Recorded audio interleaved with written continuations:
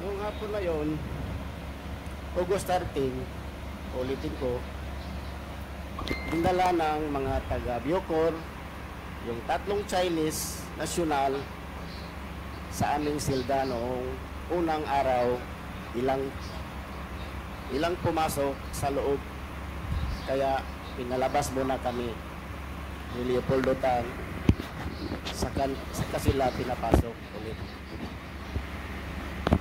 Mga 8 AM ng gabi, ang araw na yon, pinagsasaksak na namin ni Leopoldo Tan yung tatlong Chinese at ginamitan ko ng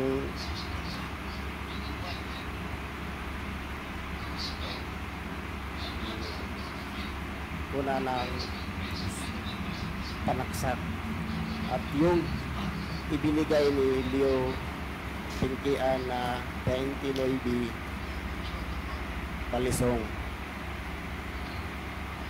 Samantalang si Leopoldo Tan naman ay gumamit ng pagsaksak. Si Leo Pinkian ay isa rin sa mga bilanggo. Ngunit sa mga panahon na yun, siya ay ang mayor ng Bartolina, Davao Prison and Penal Farm. Ayon sa amin, pinagkasunduan sabay namin na ipinagsasaksak yung tatlong Chinese, Chokintong at Wong, para hindi sila makalaban. Habang sinaksak ko si Chokintong at si Jackson Lee ng mga oras na yun, agad ko namang pinalingan yung saksak yung tumumba na si Chokintong. Pagkatapos ng insidente ng pagpatay sa tatlong Chinese drug lord,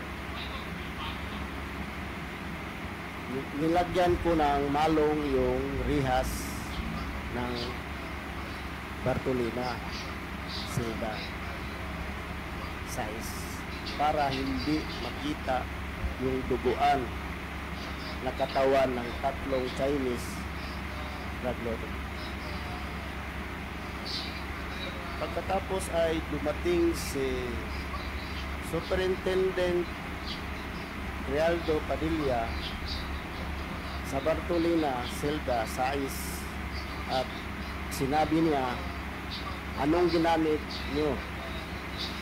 Ihagis nyo sa labas at ihagis nyo naman sa aming hinagis naman namin ang kurta at balisong sa labas ng silda namin.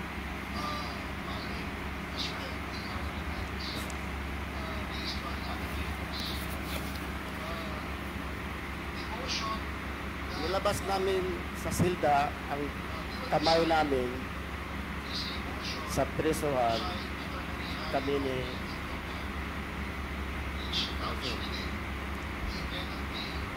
ni Sir Poro,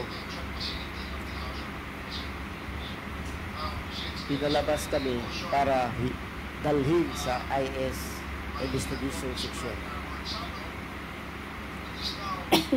Kami ni Leopoldo Tan ay kinasuhan ng homicide dahil sa pagpatay sa tatlong Chinese na agad aming inamin para matapos na yung kaso dahil sa aming pag-amin noong 2019. Kami ay nasintensyahan ng 3 counts at 3 years, 6 months and 1 day. Pagkatapos ay 2 araw, ng incident, pagsaksak namin sa tatlong Chinese drug lord, tinanong ako ni Leopoldo Tan kung kanino ibigay yung pera. Pinangako ni, sinabi ni Leopoldo Tan sa akin. Ibigay. Sabi ko sa asawa ko, si Linlin. Pag alam ko na nakuha na yung 1,000,000 noong dumalaw siya sa akin. Pagkatapos noon, hindi namin yung pinangakong paglaya naman, pero hanggang ngayon kami pa rin ay nasa loob ng kulungan. Pinangako ngayon. Ibibigay ko itong salaysay na ito dahil sa galit ko sa kanila. Ginawa namin ang binatrabaho nila pero hindi inupad ang kalayaan na pinangako nila sa amin. Ang lahat ng sinabi ko sa salaysay na ito ay po ang katotohanan lamang at walang sino man ang nagturo o nag-influensya, at alam ko rin na maaring gamitin laban pabor sa amin, sa akin. Sa ngayon, ito na lang po ang masasabi ko at wala nang idagdag pa sa aking salaysay. Sa katunayan ay nalagdaan ko ito ngayong ika-21 ng August 2024 dito sa lungsod ng Baguio. Sinumpaan at nilagdaan sa harap ko ngayon ika-21 ng August 2024 sa lungsod ng Baguio. Salamat, Andy. Ito bang pirma dito sa salaysay na ito na pinabasa mo ay iyong pirma? Yes, for honor. Salamat. So, wala ka nang idadagdag? Ano po, Your Honor? Natin na sunod na tawagin ang isang witness sa pangalan ng Mr. Leopoldo Tatang alias Tatang. Tama po ba? Okay, Tatang, bigay ang iyong salaysay. Araw po sa lahat po. Sinumpaang salaysay. Ako si Leopoldo Untalan Tan Jr. Nasa 54 na taong gulang, Pilipino at kasalukuyang kapiit sa Service Support Company, Philippine Military Academy. Matapos makapanumpa na ngayon sa batas ay malaya at pusang loob na nagsasaad ng mga sumusunod. Noong taong 2005, ako ay nahatulan at nakakulong sa Davao Prison Penal Farm dahil sa paglabag ng RA 9165. Noong mga bandang July 2016, habang sinisilbi ko ang aking sentensya sa maximum compound, dumalaw sa akin ang kaibigan ko na si SPO4 Arthur Narsulis. Si SPO4 Arthur Narsulis ay kaklase ko noong high school. At sa kanya din ako humihingi ng tulong ng aking kaso. Siya ay naka-assign sa CIDG 11 at nakabase sa Davao City. At boss niya si Colonel Edelberto Leonardo, Regional Chief ng CIDG 11 Davao City, at Lieutenant Colonel Villa Garma. Noong araw din yun, nakiusap sa akin si SPO4 Arthur Narasulis at sinabi niya na may ipagtatrabaho ako sa iyo at may basbas sa taas. Baka matulungan ka rin namin na makalaya. Kakausapin ko namin ang presidente. Sabi pa ni SPO4 Arthur Narasulis, sayang din itong isang manok kada ulo. Sa aking pagkakaintindi at pagkakaalam, ang isang manok ay 1,000,000. Tinanggap ko ang alok ni SPO4 Arthur Narasulis na pera at pangakong makakalaya ako. Dahil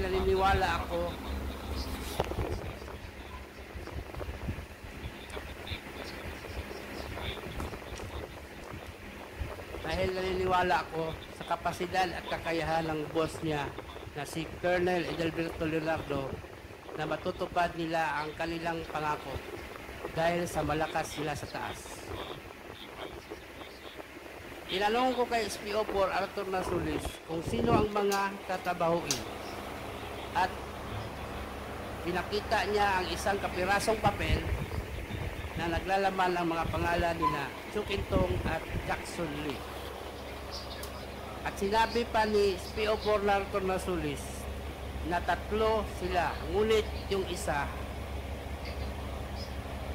na may pangalan na Peter Wang ay darating mamayang gabi dahil manggagaling siya sa ibang kolonya. Nagpakita pa si SPO4 Arthur Narasulis sa akin ng isang papel na naglalaman ng iba't ibang pangalan ng 32 na Chinese drug lords na kapiit sa iba't ibang kolonya. Sinabi pa ni SPO4 Arthur Narasulis na ang mga Chinese na mga ito ay drug lords at galit ang presidente sa kanila. Kinabukasan at sa mga sumusunod na araw, nagmanman ako at nagtanong-tanong ako tungkol sa 3 Chinese drug lords. At nalaman ko na ang mga ito nakakulong sa foreign ward na bakod ang pagitan sa amin at may barbed wire pa. Kaya isang gabi, tumawag ako kay Arthur Narasulis at sinabihan ko na mahihirapan ako na kunin yung 3 Chinese drug lords kasi nakabukod sila. May bakod at may barbed wire pa. Sinabihan ako ni SPO4 Arthur Narasulis na maghanap ako ng kasama ko para trabaho sa 3 Chinese drug lords. Ibabartuloy na lang kami at doon na namin sasagawa ang pagpatay.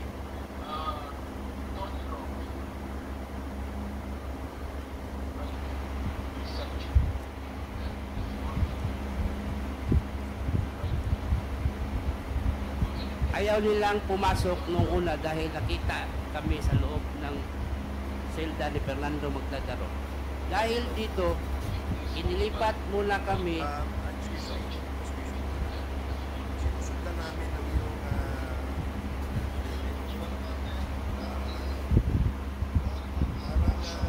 hindi kasama yung sa amin.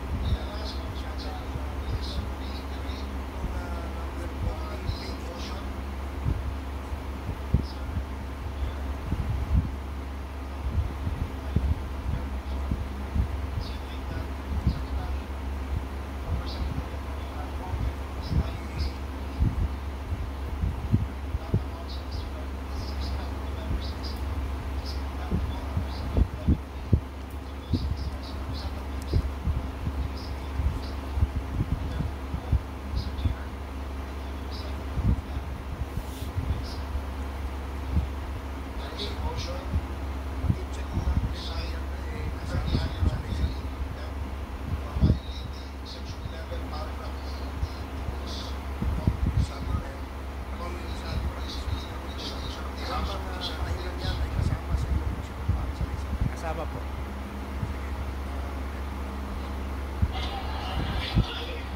Dito ko na kinausap si Fernando Magdadaro. Nakasama ko din na Bilanggo, Davao, Penal Farmer. Si Andy ay kaibigan ko at alam ko na isa siyang trabahante. Sa sumunod na araw ay bumisita si SPO4 Arthur Rasulis. Nausap kami sa labas ng Davao Penal Farmer. Dito binuksan ng gate ang control gate. Nakita ko din sa Superintendent Gerardo Padilla at tinapig pa ako. Noong papalabas kami ng gate, narinig ko yung isang empleyado sa pintuan napuntahan si Fortaleza, Major Fortaleza. Sabihin nyo na may dalaw siya, ang classmate niya na si Garma. Ang Garma na tinutukoy ay si Lieutenant Colonel Reina Garma.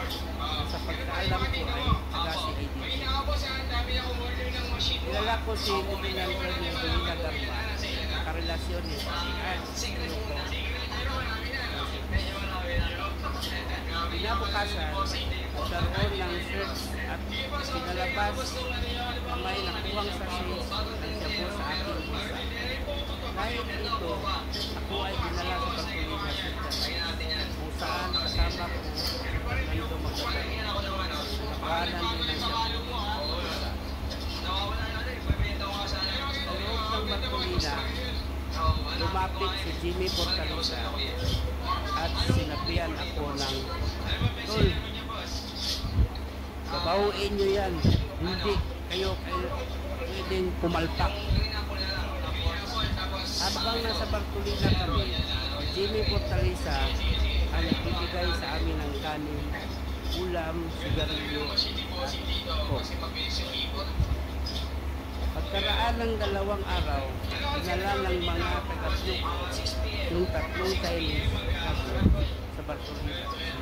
Sa mga naghahanap na yung Golden Hands Frosty Station sa Caloocan, nandito na siya sa Ubudodo.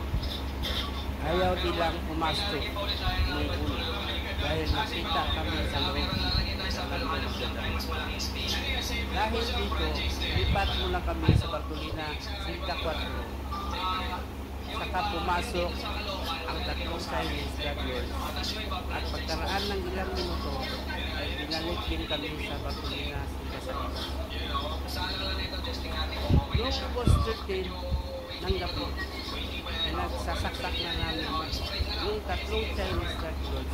Ginamit ko ang konta pagsaksak at si Fernando Magdadaro naman ay gumamit ng 20 balisong sa pagsaksak. Ang porta at 29 balisong na nagamit palaksak ibigay ni Leo Pintian isang araw bago yung isip. Si Leo Pintian ay mayor ng Bartolina.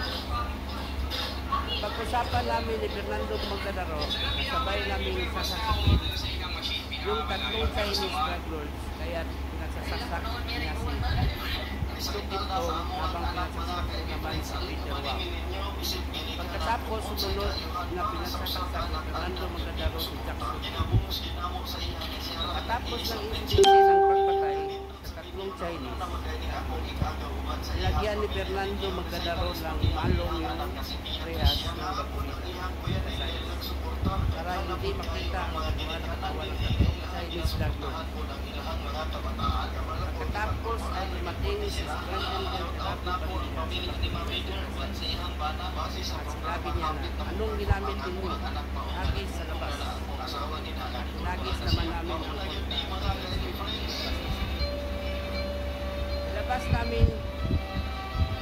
Ilabas namin sa selda ang kamay namin at pinusasan kami ni Sir Puro. Nilabas kami para dalhin sa ISP station.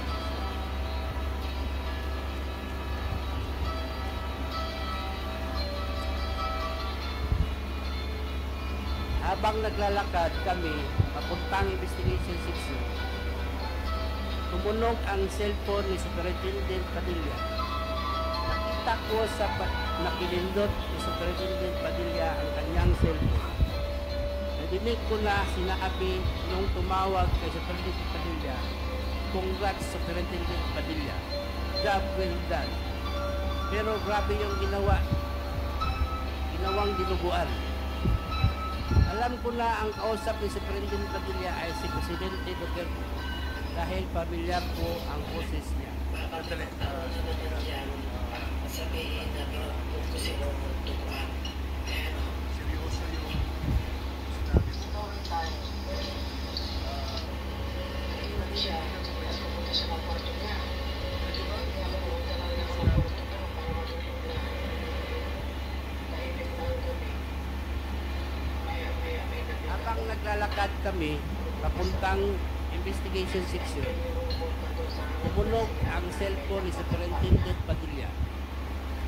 Nakita ko na pinindot ni Superintendent Padilla ang kanyang cellphone. Narinig ko na sinabi nung tumawag kay Superintendent Padilla, congrats Superintendent Padilla, job well done. Pero grabe yung ginawa. Buwan. Ang drug marijuana links sa pagkakitigil kanina umaga lamang ang 23 ng kasalukuyang taon na. Nakumpiska kay alias John ang tinatayang 27 kilos ng marijuana bricks na nakabalot sa black trash bag at tape na nagkakalaga ng mahigit 3 milyong piso. Alam ko na ang kausap ni Superintendent Padilla ay si Presidente Duterte dahil pamilyar ko ang Makita nila ang isang pick-up na nasiraan at isang motorsiklo na nakabilid sa kalsada. Nilapitan nila ang sasakyan para tulungan pero agad tumakbo ang driver ng motorsiklo habang naiwan naman ang driver ng pick-up na si alias Tapos ng tawag, sabi ni Superintendent Padilla sa mga kasamahan niya, tumawag si Presidente na congrats sa akin. Dahil sinabi ito ni Superintendent Padilla, kaya lalo akong paniwala na ang tumawag sa kanya ay si Presidente Duterte. Pagkatapos kami imbestigahan sa IS, inausap kami ng hipe ng Bartolina, si Jerome Gracia. Pinapapili kami kung saan senda ang gusto namin at pinapalinis si Superintendent Padilla. Pinili namin ang Bartolina na sila sa IS at doon kami naglagay ng 3 linggo. Katapos ng 2 araw, dumalaw sa akin si Espinoco Arthur Rasul at sinabihan kami na nandito na ang reward ninyo, 1 milyon. Saan ko ito ibibigay? At ang sagot ko, ibigay mo ang 1 milyon sa asawa ko. At ang sabi naman ni Fernando Magadao, ibigay 1 milyon sa kanyang asawa. Pagkaalis ni Espinoco Rasul, isip ko na ang usapan namin ay 1 milyon kada ulo, kaya kulang ang reward na natanggap ng mga asawa namin. Ngunit naisip ko rin at itong mga pato ay lumaki na. Natatakot na sila at halos ayaw ng tawagan. Naisip ko rin na easy target lang naman at importante ay ang kalayaan namin. May mga payakap, may hakap pa. Yung sumunod na araw ay dumalaw ang asawa ko at ang asawa ni Fernando Magadao at kinumpirma nila na natanggap na nila ang 1 milyon. Palagi kong tinatawagan si Espinoco Arthur Rasul tungkol sa aming paglaya at ang palagi niyang sinasabi, mag-antay-antay lang kayo, makakalaya din kayo. Sabihan namin ang Presidente. Naghintay kami sa pangakong yun hanggang matapos ang administrasyon, hindi kami tinulungan na lumabas. Hanggang sa pinaamin nila ang kaso ng pagpatay sa 3 Chinese drug lord at kinasuhan kami ng homicide. Ngunit sa kalaunan namin para matapos na at tulungan kami makalaya. Nakumbit kami sa pagpatay sa 3 Chinese drug lord. Binigay ko itong salaysay na ito dahil sa galit ko sa kanya. Ginawa naman namin ang pinatrabaho nila pero hindi naman tinupad ang kalayaan at pinangako. Ang Ang lahat ng sinasabi ko ay sa salaysay na ito ay pawang katotohanan lamang, walang sino man ang nagpuro o nagtutwinsa. At alam ko rin na maaaring gamitin laban o pabor sa akin. Sa ngayon ito ay alam ko ang sasabi. Wala nang idadagdag pa sa akin. Bilang patuto na magda ngayon,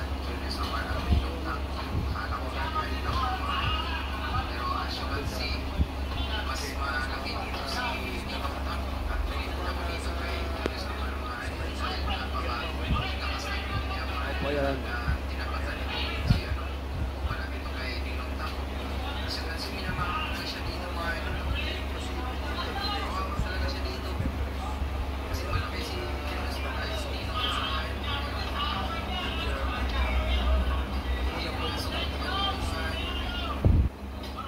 Congresswoman J.P. Kervin Luis. Thank you, Mr. Chair. With your permission, I wish to address my questions to you. Mr. Magdaleno, Andy nga ba ang pangalan mo o tawag sa iyo? Ikaw ba, Andy, ay nag-almusal ng umagang ito? Bakit hindi mo dinabihan?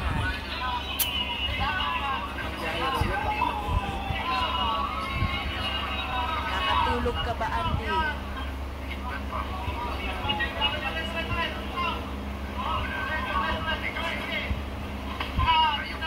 Sa kabila ng iyong sinabi, maayos ka ang pakiramdam mo ngayong oras na ito?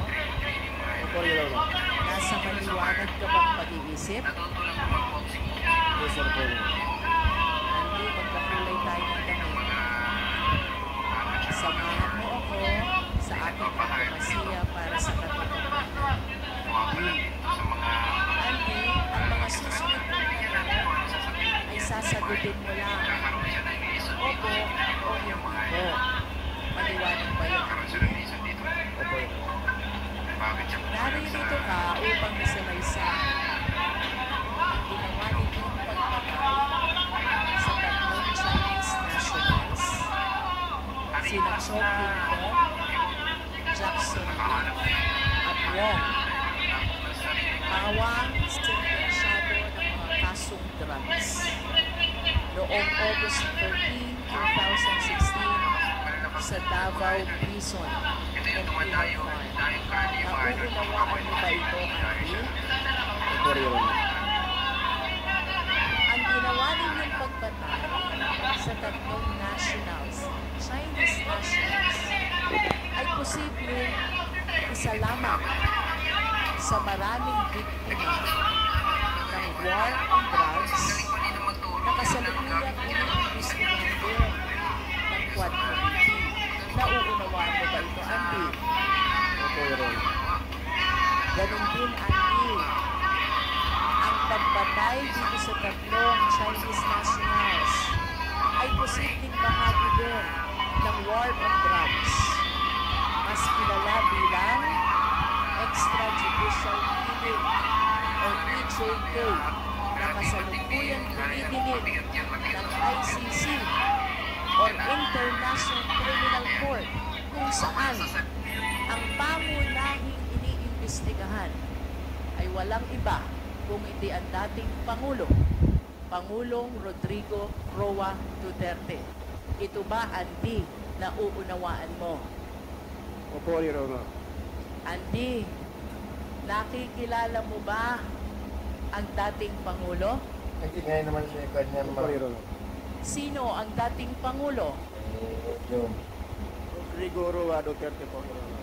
President Rodrigo Roa Duterte. Andy, sa kasalukuyan, ikaw ay nanumpa at nasa harap ng mga congressmen, bahagi ng Quad Committee. Bawal magsinungaling. Nauunawaan mo ba ito? Opo, Your Honor. Napapanood ka din sa buong mundo, Andy. Nauunawaan mo ba ito? Opo, Your Honor. At sa kabila ng lahat ng aking mga naging katanungan sa iyo, Andy, Sigurado ka ba sa ginagawa mo? For Your Honor. Voluntaryo ba ang ginagawa mo? Handa ka ba sa posibilidad na maaaring itong pagpatay ninyo sa tatlong Chinese nationals ay bahagi nga ng war on drugs or illegal day kung saan ang pangunahing suspect ay walang iba kundi ang Pangulong Rodrigo Roa Duterte. Yes, for Your Honor. Punta tayo, Andy, sa iyong sinumpaang salaysay. Sa paragraph 3, iyong binanggit, nilapitan at pinausap ka ni Leopoldo Tan. Sino si Leopoldo Tan? Kasama ko for Your Honor sa bilangguan po. Ano ang dahilan, Andy, at nilapitan at pinausap ka ni Leopoldo Tan? Dahil po sa pagpatay po. Kailangan po siya ng makasama niya sa pagtrabaho. Kailangan niya ng makakasama sa pagpatay. Napansin ko dito sa paragraph 4 ng iyong salaysay, ginamit mo ang salitang ipapatira. Ang ibig sabihin ba dito ng ipapatira ay ang pagpatay na binabanggit mo ngayon? Opo, Your Honor. Sino ang papatayin, Andy, ayon kay Leopoldo Tan? Itong tatlong Chinese, Your Honor, drug lord, Chokintong, Siwang, at Satisfaction. Andy, saan matatagpuan nung panahong iyon itong tatlong Chinese national na ayon kay Leopoldo Tan ay papatayin? Doon po sa compound ng foreign ward po, Your Honor. Nakahiwalay po sa Mexico. Nalalaman mo ba, Andy, ang dahilan kung bakit ipinapapatay itong tatlong Chinese national? Yes, Your Honor. Ano ang dahilan, Andy? Bakit ipinapapatay itong tatlong Chinese national? Drug lord po sila, Your Honor. Kasama po sa mga napatay sila. Sa makatuwid, Andy, naniniwala ka na ang dahilan kung bakit ipinapapatay itong tatlong Chinese national na ito ay dahil sila'y sentenciado ng mga kasong drugs. Tama? For Your Honor. Ikaw ba ay kaagad pumayag sa nasabing paghingi ng tulong sa iyo ni Leopoldo Tan? Yes, for Your Honor. At maaari bang malaman ang dahilan? Bakit ka pumayag? Dahil po, Your Honor, sa kunting halaga at sa kalayaan po namin, Your Honor. Pwede bang malaman magkano yung konting halaga? Tinawag po nila, Your Honor, isang manok. 1 million po yun, Your Honor. 1 milyon. For Your Honor. Nabanggit mo kanina na tatlo ang papataying Chinese national. Magkano ang eksaktong halaga na ipinangako sa inyo? 2 milyon lang po ang nabigay nila, Your Honor. 3 po yun. O 2 lang nabigay po. Ang ipinangako ay 3 milyon pero ang ibinigay ay 2 milyon. Bukod ba sa pangakong pera, Andy, may iba pa bang ipinangako sa'yo? Dahilan kung bakit pumayag ka na tumulong kay Leopoldo Tan? Kalayaan po namin, Your Honor, pagkatapos ng trabaho namin. At nalalaman mo ba kung kanino nang galing ang utos na sinabi sa iyo ni Leopoldo Tan? Si Leopoldo Tan na po, Your Honor, ang nakaalam doon kung sinong tao na yun ang kausap niya. Mr. Chair, I understand that there are other members who wish to ask question to our witness. And to wind up the interpellation, Mr. Chair, I just wish to ask Mr. Magdadaro one last question.